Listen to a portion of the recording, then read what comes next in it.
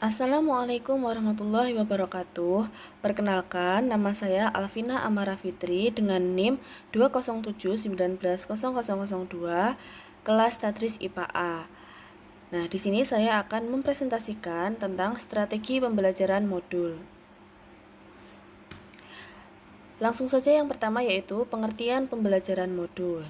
Nah, modul di sini merupakan serangkaian unit belajar yang merupakan bagian dari bahan dan media pembelajaran. Dalam Kamus Besar Bahasa Indonesia, modul diartikan sebagai komponen dari satu sistem yang berdiri sendiri atau unit kecil dari satu pelajaran yang dapat beroperasi sendiri. Hal ini sejalan dengan pernyataan yang menyatakan bahwa buku merupakan sumber belajar yang paling umum dan modul merupakan salah satu bentuk buku pembelajaran. Dengan demikian, modul merupakan suatu unit rangkaian kegiatan yang disusun guna membantu mencapai sejumlah tujuan yang dirumuskan secara khusus. Nah, di sini saya kutip dua pendapat tokoh mengenai pengertian modul. Yang pertama yaitu menurut Umar Hamalik, modul adalah suatu paket pembelajaran yang berkenaan dengan suatu unit terkecil bertahap dari mata diklat tertentu. Dikatakan bertahap sebab modul mempelajari secara individu dari satu unit ke unit yang lain. Sedangkan menurut Sobri Sutikno, modul sebagai suatu paket belajar yang berisi satuan konsep tunggal bahan pembelajaran guna dipelajari secara mandiri oleh peserta didik dan jika ia telah menguasainya, baru boleh pindah ke satuan paket belajar berikutnya. Selanjutnya yaitu karakteristik modul. Karakteristik modul yang pertama yaitu self-instruksional, di mana peserta didik mampu membelajarkan diri sendiri dan tidak tergantung pada pihak lain. Selanjutnya yaitu self-contained, yaitu seluruh materi pembelajaran dari satu unit kompetensi yang dipelajari terdapat di dalam satu modul utuh.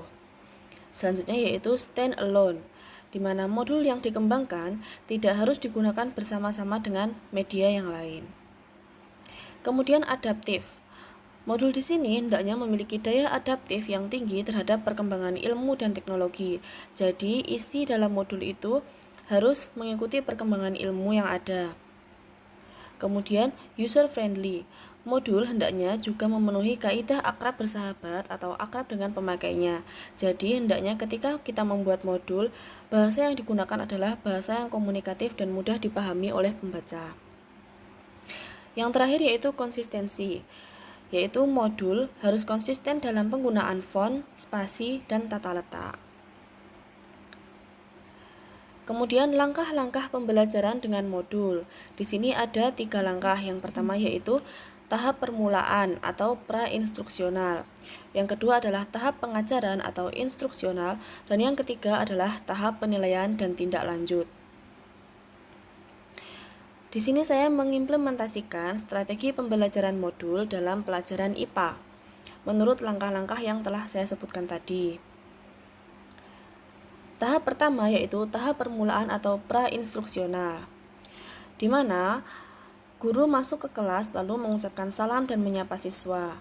Kemudian guru meminta siswa untuk berdoa sebelum memulai kegiatan belajar mengajar. Setelah berdoa, kemudian guru melakukan absensi untuk mencatat kehadiran siswa. Selanjutnya yaitu tahap yang kedua adalah tahap pengajaran atau instruksional. Pada tahap ini, guru memberikan ilustrasi sebagai motivasi peserta didik untuk mempelajari modul.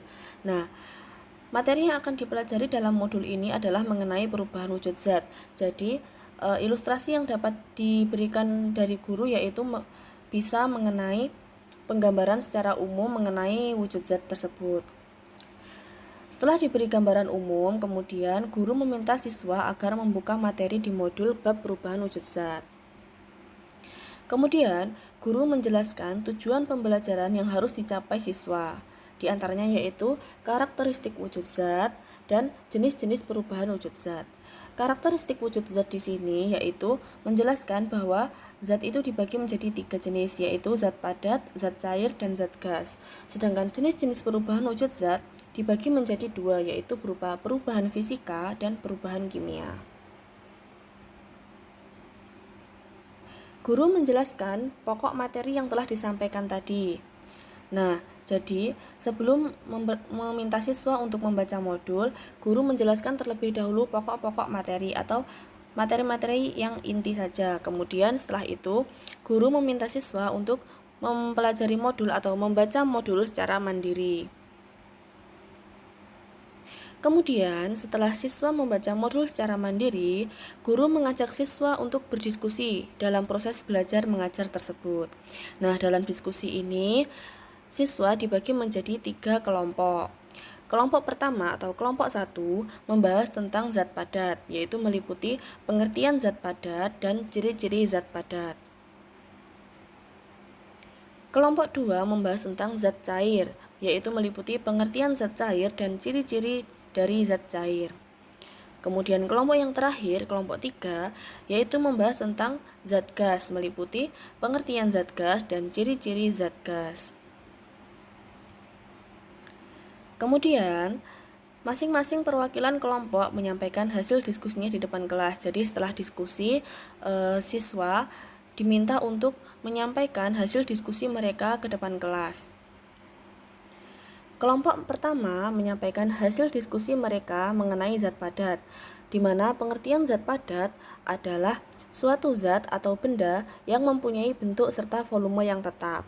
Sedangkan ciri-ciri dari zat padat diantaranya yaitu memiliki susunan partikel yang cukup rapat dan juga teratur, gaya tarik-menarik yang terjadi antar partikel sangat kuat, memiliki bentuk dan volume yang tetap, dan lain sebagainya. Kemudian dilanjutkan penyampaian hasil diskusi dari kelompok 2 tentang zat cair, di mana pengertian zat cair yaitu suatu zat atau benda yang mempunyai volume tetap, namun bentuknya dapat berubah-ubah sesuai dengan tempat atau wadah yang digunakan untuk meletakkan zat cair tersebut. Sedangkan ciri-ciri zat cair diantaranya yaitu memiliki susunan partikel yang kurang rapat dan juga kurang teratur. Gaya tarik-menarik yang terjadi antar partikel cukup lemah, terdapat gerak partikel yang terbatas, dan lain sebagainya. Kelompok yang terakhir, kelompok 3, menyampaikan hasil diskusi mereka di depan kelas yaitu tentang zat gas, di mana pengertian zat gas adalah sebuah zat atau benda yang mempunyai volume serta bentuk yang selalu berubah-ubah sesuai dengan tempat ataupun wadahnya. Sedangkan ciri-ciri dari zat gas diantaranya yaitu memiliki susunan partikel yang sangat longgar dan juga tidak teratur, gaya tarik-menarik yang terjadi antar partikel sangat lemah, dan lain sebagainya. Tahap yang terakhir yaitu tahap penilaian dan tindak lanjut. Setelah penyampaian materi, kemudian guru mengetes pemahaman siswa dengan meminta siswa untuk mengerjakan soal-soal latihan yang ada di dalam modul. Setelah itu dikumpulkan. Nah, cara lain yang dapat digunakan untuk mengetes pemahaman siswa yaitu dengan memberikan kuis 10-15 menit sebelum pembelajaran berakhir. Nah, strategi pembelajaran modul ini memiliki kelebihan dan kekurangan.